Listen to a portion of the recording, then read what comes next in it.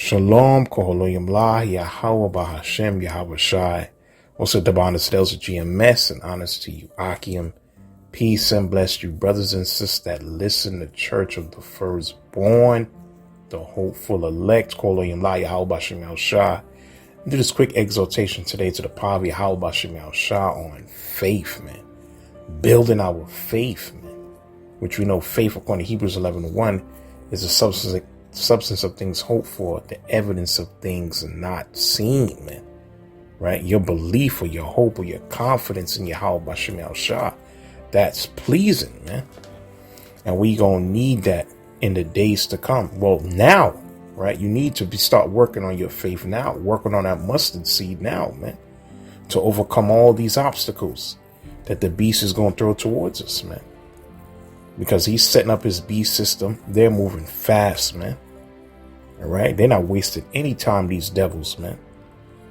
All right. And we, like the scripture says, we live in perilous times, evil times. And we know this, as the scripture says, through much trials and tribulations shall we enter to the kingdom of Yahweh Bahashem Yahweh Shai. But how's the elect going to get the victory? How are we going to overcome Adon Ratazawa of that number? It's through faith, man. That's what's going to keep us going, because we believe in the promises. As it states in Hebrews the 11th chapter, we believe in Yahweh Bahashem Yahweh Shai. We believe in his word. Not a Ratazah, we're going to be delivered, man. Right? We believe, man, in that salvation, man. All right. And we know faith is the entire basis of this truth, man. You know, guys who stress the law, which we teach the law, we teach the commandments, we rehearse the righteous acts. But the main thing of this truth is faith, man. That's how we woke up. Truth tells you, Romans 10:17, faith cometh by hearing, and hearing the words of Yahweh Bahashem Yahweh Shai. In order for you to act on this word, you gotta first believe in it first, man. Okay? And that's what we're working on, is our faith in Yahweh Bahashem Yahweh Shai, that he's gonna come through, man. Right? And matter of fact, the scripture tells you Romans 14, because this is a general rule. Right, which we know sin is transgression of the law. We know that. But what the Apostle Paul also said, Romans the 14th chapter. Let's get that. Romans chapter 14, verse 20, which is going into, meats. This pretty much, goes with 1 Corinthians, the 8th chapter, eating things in faith, man. Right? He's going to the kingdom of Most High. It's not meat. But there's a point I want to get, though, in verse 22. Romans 14:22. Hast thou faith? Have it to thyself before the Most High. Happy is he that condemneth not himself in that thing which he alloweth. And that's in everything. All right. We know Satan, the adversary, his job is to take that mustard seed away from you, man. To sow the seed of doubt and unbelief. That's what these demons are set up to do. All right. So now we always got to keep believing no matter what, man. So anyway, let's read on. It says, and he that doubteth is damned if he eat, because he eateth not of faith. And this is the point. For whatsoever is not of faith is sin. Okay? Scripture says, whatsoever is not of faith is sin, man. All right? All right. Just like it even tells in Habakkuk, the 2nd chapter, that the just shall live by faith, man. This is what the Apostle Paul was constantly stressing. It's not by works, not by our own actions. What makes us righteous is ultimately our belief, our ultimate belief in Yahweh Bahashem Yahweh Shai. And if we continue and hold on to that belief to the end, Yahweh Shai is going to justify us, man. Right? That's what we've been stressing for the longest. And these other Israelite camps, they don't get it, man. They think they're going to make it based on their own righteousness, man. Nah, it's based on our faith, man. And all our faith is about to get tried. It's about to get tested, man. Right? We're going to see who truly believe, because the persecution is around the corner. They're going to do videos on that. We got to stand boldly in this thing, man. A lot of people, they're saying a lot now, but let's see, man. Right? We know Peter's a part of the elect, but, his faith wasn't where it's supposed to have been in that. Well, it was all prophecy anyway. Right? We know he denied the Lord 3 times, but and all the disciples ran on the Lord because it mainly meant for him to go through that trial It was meant for him to bear that cross alone, man. All right. That was his hour of temptation. But we're approaching that time too, man. Right. And if your faith is not where it's supposed to be, you're going to deny the faith, man. Okay. You're going to give into the beast and his image, and you're going to take his MOTB, man. And that's what the scripture says. Let me get Sirach, the 2nd chapter. Oh, you had kings that doubted. I'm going to get that in a minute. Let me get Sirach, the 2nd chapter, though. This is a classic. Sirach, chapter 2, verse.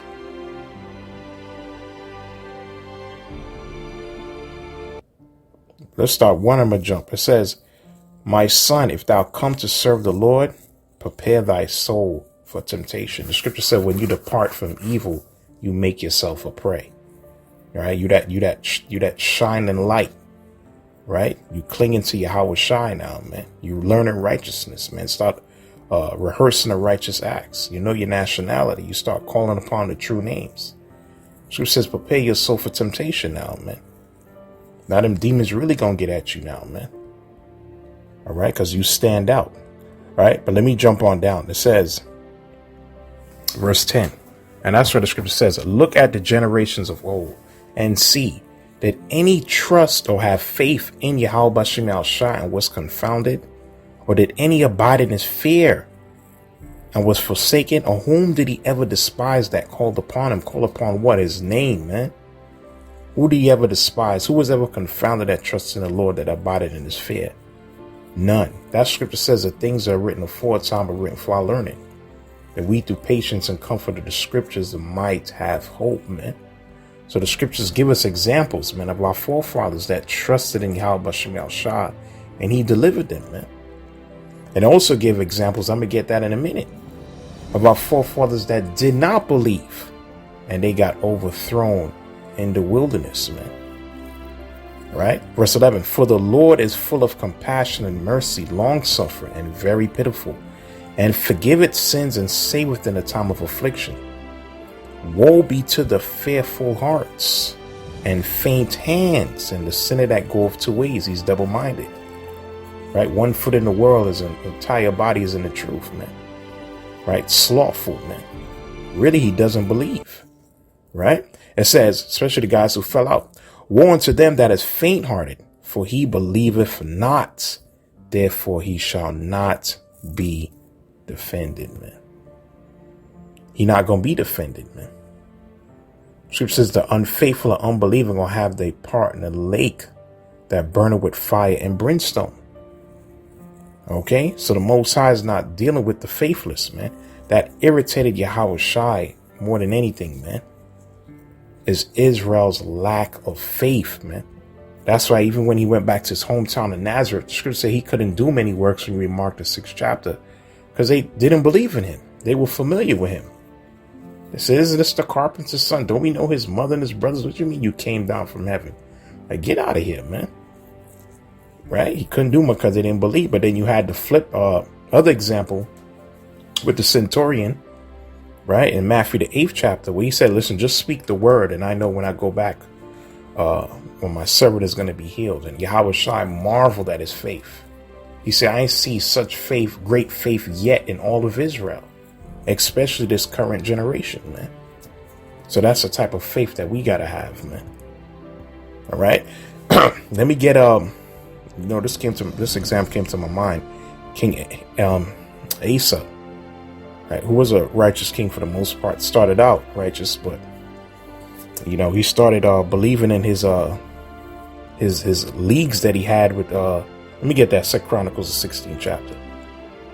That scripture talks about our people making a covenant with death, right? They leagues with these nations, right? And the Most High said that's going to be disannulled. That's not going to save you, man. Even King Ahaz, he made a league with the Assyrians to come help him. And what happened? He just came and took the treasury and he left, right? Because he entrusted in Yahweh Bashem Al Shai. He was a wicked king anyway. But King Asa, for the most part, started out as a righteous king. But he stopped believing, man. At one point, the Most High cursed him out. Let's get that. Let me get 2 Chronicles chapter 16, verse 1. In the 6th and 30th year of the reign of King Asa, Baasha, king of Israel, came up against Judah. Let me see.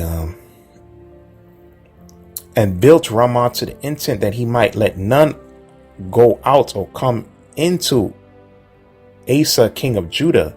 Then Asa brought out silver and gold out of the treasuries, out of the house of the Most High, and out of the king's house, and sent it to Ben-Hadad, king of Syria, that dwelt at Damascus, saying, There is a league between me and thee, as there was between my father and thy father. Behold, I sent thee gold and silver to go break thy league with Baasha, king of Israel, that he might depart from me. Right? And Ben-Hadad hearkened unto King Asa, and sent the captains of his armies against the cities of Israel, and they smote Legion and Dan and Abal-Meam and all the store cities of Naphtali. And it came to pass, when Baasha heard it, he left off building a Ramah and let his work cease. That's the point coming up.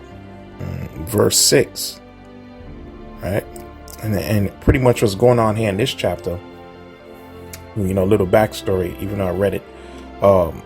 This was infighting between the northern and the southern kingdom, right? You had King Asa was coming against King Baasha, right? And he was building a fortress, what the scripture says, Ramah, right? To intent that nobody can go to the king of Judah, to block access to Jerusalem. So King Asa, he teamed up with the Syrians, Ben-Hadad, right? King of Syria, right? The children of Aram. He said, yo, listen, pretty much attack this guy's cities. That's pretty much a diversion tactic, right? To stop him from building that fortress at Ramah. Okay. So this is pretty much the backstory. But look at how Bashim al-Shah cursed him out, man. Right? He said, verse 6, Then King Asa, king of Judah, took all Judah, and they carried away the stones of Ramah, and the timber thereof, whereof Baasha was building, and he built therewith Geba and Mizpah.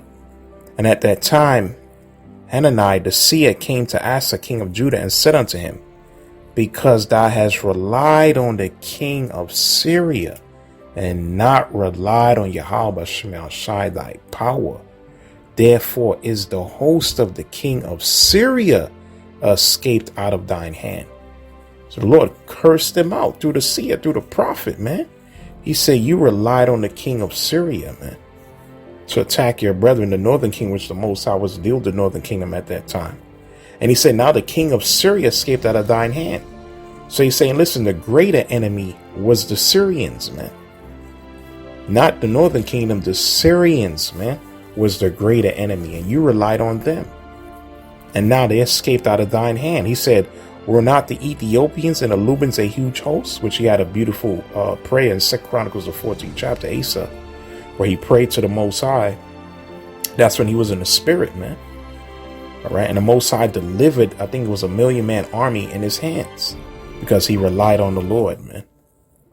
Right. I may get that precept after this, actually. Were not the Ethiopians and Lubans a huge host with very many chariots and horsemen? Yet because thou didst not rely on the Lord, no, Slakia, yet because thou didst rely on Yahweh Shemel Shah, he delivered them into thine hand. All right. For the eyes of Yahweh Shemel Shah run to and fro throughout the whole earth to show himself strong in the behalf of them whose heart is perfect toward him. And how is our heart perfect towards Yahweh Shemel Shah? Is it by keeping the law? Can we keep the law perfectly, man? Absolutely not, man. We all fall short, man. What makes our heart or our mind perfect towards him is what? Is our belief in him, man. That's where you see it curse them out, man. He said, listen, when you believed in Yahweh Shemel Shah, he delivered that 1,000,000-man army in your hands easily, man. Right? He said, herein thou hast done foolishly, therefore henceforth thou shalt have wars, man. Let me jump back to 2 Chronicles, the 14th chapter, when he was in the spirit. Let's read 2 Chronicles chapter 14, verse 8. All right, this is the account the prophet was going into when he was in the spirit. 2 Chronicles 14 and 8. And Asa had an army of men that bare targets and spears out of Judah, 300,000. And out of Benjamin that bare shields and drew bows, 280,000. All these were mighty men of valor. So you had about like 508,000 men, and they came out of them against them Zerah the Ethiopian with an host of 1,000,000, and 300 chariots that came unto him of Mareshah. So pretty much a 1,000,000-man army. Okay, so he was outnumbered pretty much damn near 2-1 almost, man. Then Asa went out against them, and they sat in the battle in array in the valley of Zephathah at Mareshah. And Asa cried unto Yahweh Shemel Shah's power and said, Yahweh Shemel Shah, it is nothing with thee to help, whether with many or with them that have no power. Help us, O Yahweh Shemel Shah, our power. And this is a beautiful prayer. For we rest on thee, and in thy name we go against this multitude. O Yahweh Shemel Shah, thou art our power. Let not man prevail against thee. So Yahweh Shemel Shah smote the Ethiopians before Asa and before Judah, and the Ethiopians fled, man. See, when he believed in Yahweh Shemel Shah, he did the impossible, man. See, and this is what the prophet cursed them out and tried to remind them of, man. See, and that's why the scripture says, bring that precept a lot. Our people that trust in the beast, they're going to be had in derision. You're going to be mocked, man. That scripture says, cursed be the man that trusts the man and make flesh his arm, who heart depart from the Lord, man. So our faith is in Yahweh Shemel Shah, man. Right? And this is what many more miracles, greater miracles are going to happen in this day and time, man. Right? Because of faith, man. Just like even when you read about, how you call it? Was it King Joash? This was pretty much Elisha's last message when he was on his deathbed. I think that's 2 Kings, the 13th chapter. Which this king, he got the victory, but he really didn't have that much faith either, man.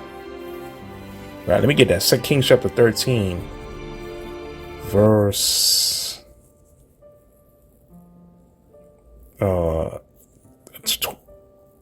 let's see, 12. It says, and the rest of the acts of Joash and all that he did and his might wherewith he fought against Amaziah, king of Judah, are they not written in the book of Chronicles of the kings of Israel? And Joash slept with his fathers, and Jeroboam sat upon his throne. And Joash was buried in Samaria with the kings of Israel. Now Elisha was fallen sick of his sickness, whereof he died. And Joash the king of Israel came down unto him, and wept over his face, and said, O father, my father, the chariot of Israel, and the horsemen thereof. And Elisha said unto him, take bow and arrows. And he took unto him bow and arrows. And he said to the king of Israel, put thine hand upon the bow. And he put his hand upon it. And Elisha put his hand upon the king's hand. And he said, open the window eastward. And he opened it. Then Elisha said, shoot. And he shot. And he said, the arrow of Yahweh Shemel Shah's deliverance. This is symbolic. So Elisha's telling him, listen, open the window and shoot the bow, man. This represents the arrow of Yahweh Shemel Shah's deliverance. Because we were fighting with the Syrians also in this chapter as well, man. And the arrow of the deliverance from Syria, for thou shalt smite the Syrians in Aphek till thou hast consumed them. Right? So he's telling them, listen, you're going to get the victory over the Syrians. But shoot the arrows and open the window and shoot the arrows eastward. And this is Elisha pretty much on this was his final message before he gave up the ghost.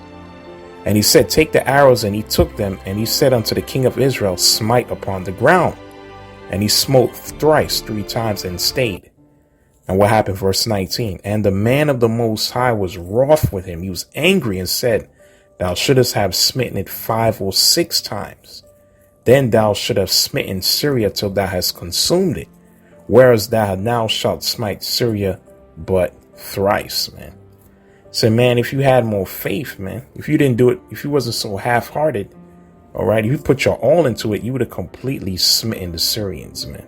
Now you're only going to smite them thrice. All right. So we can't be half-hearted, doubt, man. We got to completely believe in Yahweh Shemel Shah, man. All right. And this is why, let me get Hebrews, the 3rd chapter. There's many examples of faith we can get into this. and unbelief, man. That's why these scriptures are written. So when the darkest hour come upon us, man, we got to believe, man. We can't doubt, man. Because I read earlier, whatsoever is not of faith is sin, man. Okay, that's why we read. Let me get Hebrews 3:13. It says, take heed, brethren, lest there be any of you of an evil heart of unbelief. The scripture says it's an evil heart or mind and unbelief in departing from the living power, but exhort one another daily while it is called today. All right, that's how we do these videos, right? Lest any of you be hardened through the deceitfulness of sin. For we are all partakers of the Mashiach, if we hold the beginning of our confidence, our faith steadfast unto the end. He that endured to the end shall be saved. While it is said today, if ye hear his voice, harden not your hearts, as in the provocation. For some, when they have heard, did provoke, howbeit not all that came out of Egypt by Moses. But with whom was he grieved 40 years? I'm going to jump back to that in Numbers the 14th chapter, what the Most High said. That's why he had them go around in circles, man. Was it not with them that had sinned, whose carcasses fell in the wilderness? And to whom swear that he should not enter into his rest, the promised land, but to them that believe not? So we see that they could not enter in because of their unbelief, man. See, they couldn't enter the promised land, right? That land that he promised to our forefathers, because they didn't believe, man. Right? They did not believe, man. That's why they fell in the wilderness. Let me get that Numbers 14 and 11. Right? So the Most High gave us examples of our forefathers that believe and the great things that they did and the deliverance that happened. And our forefathers that did not believe and what happened to them. They fell right there in the wilderness, even though they saw the works and the miracles and how he delivered them by the hand of Moses, and he drowned Pharaoh and his army in the Gulf of Suez, man. They still didn't believe. They kept murmuring, man. They were ungrateful, man. All right. And we can't be that way. Always complaining and whining, man. We've been blessed, man. We got the top gift in the universe. And going into this lesson, man, we have the treasure of faith. Ooh, let me get that second Ezra, the 6th chapter. We have the treasure of faith, man. Most Israelites don't have that, man. All right. We know the Most High's true name and his son's name, man. And he gave you the gift of faith to believe in that, man. Right? Let me get Numbers 14 and 11. Though. It says, Numbers 14 and 11. And Yahweh Shemel said unto Moses, how long will this people provoke me? We just read Hebrews the 3rd chapter. We're going to the actual account. How long will it be ere they believe me? For all the signs which I have showed among them, I will smite them with pestilence and disinherit them, and will make thee a greater nation and mightier than they. Most I want to do away with all of Israel, man, because they kept provoking him in the wilderness. And he said, listen, when you read further down, he told them, listen, you guys are not going to enter into the promised land, man. Only Joshua and Caleb, man. All right. Because they had belief. They had faith, man. That whole wilderness generation that came out of Egypt, other than those two, they fell. All right. Their carcasses fell in the wilderness, man. All right. So there you go, man. So that was written for an example. And we read other examples. All right. The kings of Judah, the kings of Israel, their lack of faith. All right. And how that displeased Yahweh Bashem Yahushua, man. Even Yahweh Shai gave many examples. But even when he, after let me get that Mark the 16th chapter. After he resurrected. Just when you read Acts the first chapter, it says that he stayed with them for 40 days and he expounded onto them things pertaining to the kingdom of the Most High. But he also rebuked them at one point too in Mark the 16th chapter, man. We get that. All right. We get that Mark chapter 16.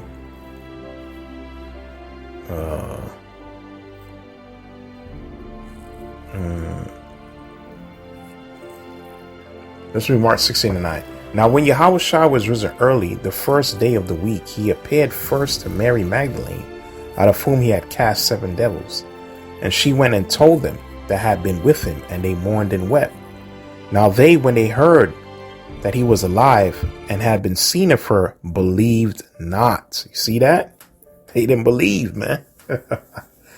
After that, he appeared into another form, right? Because he changed his face unto two of them as they walked and went into the country. And they went and told it unto the residue. Neither believed they them. See, they didn't believe either, man. Because I think he told Mary Magdalene, was scripture to say, he told, I think, Cleophas, right? And his companion. They didn't believe, man. The rest that they told him to, right? Told them to the residue. Afterward, he paired unto the 11 as they sat at meat and upbraided them. He rebuked them with their unbelief and hardness of heart, because they believed not on them which had seen him after he was risen. All right. So the Lord, before he gave that final message, to, preach to the gospel to the Israelites that are scattered, he upbraided them for their unbelief, man. Why didn't you believe, man? All right. I told you I was going to resurrect the third day, man. See, so he got on them about that, man. See? So the Lord, that's the thing that always pisses Yahweh Shai off, man. All right. Is our people's unbelief, man. All right. And as believers in the Mashiach, man, we got to have, our faith got to be immovable, man.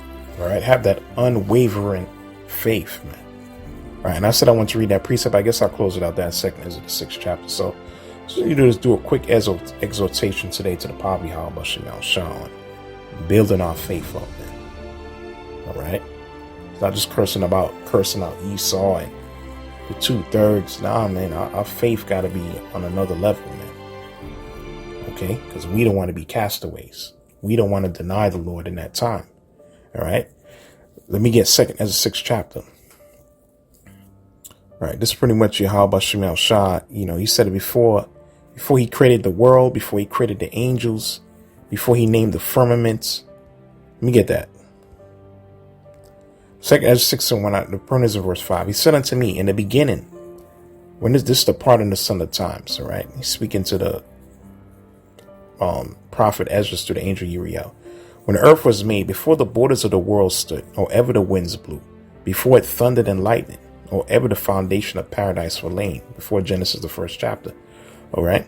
Before the fair flowers were seen, or ever the movable powers were established, before the innumerable multitude of angels were gathered together, right? Or ever the heights of the air were lifted up, right? Before creation, before the measures of the firmament were named, before I started naming the firmament, man. Before I created the stars, anything, the multitude of angels, right? It says, or ever the chimneys in Zion were hot, or ever the present years were sought out, or ever the inventions of them that now sin were turned. This is the point. Before they were sealed that have gathered faith. Let me read that again.